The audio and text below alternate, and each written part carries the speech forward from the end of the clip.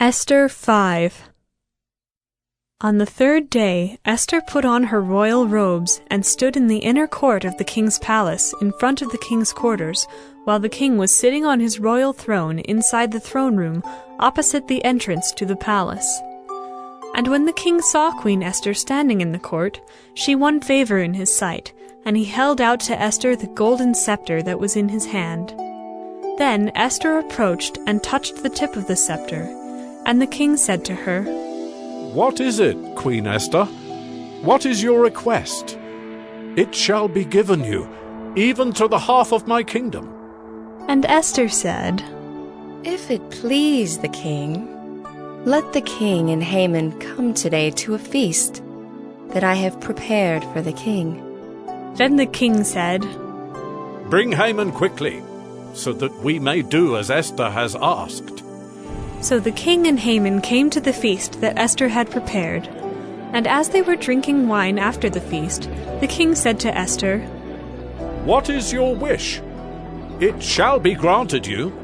And what is your request? Even to the half of my kingdom it shall be fulfilled." Then Esther answered, "My wish and my request is, if I have found favor in the sight of the king, and if it please the king to grant my wish and fulfill my request, let the king and Haman come to the feast that I will prepare for them, and tomorrow I will do as the king has said." And Haman went out that day joyful and glad of heart.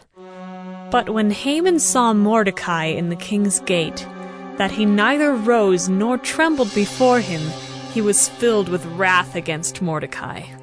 Nevertheless, Haman restrained himself and went home, and he sent and brought his friends and his wife Zeresh.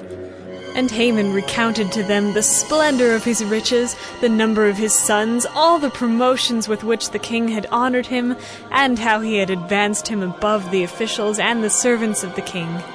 Then Haman said, "Even Queen Esther, let no one but me come with the king to the feast she prepared. And tomorrow also I am invited by her together with the king. Yet all this is worth nothing to me, so long as I see Mordecai the Jew sitting at the king's gate." Then his wife Zeresh and all his friends said to him, "Let a gallows 50 cubits high be made, and in the morning tell the king to have Mordecai hanged upon it. Then go joyfully with the king to the feast." This idea pleased Haman, and he had the gallows made.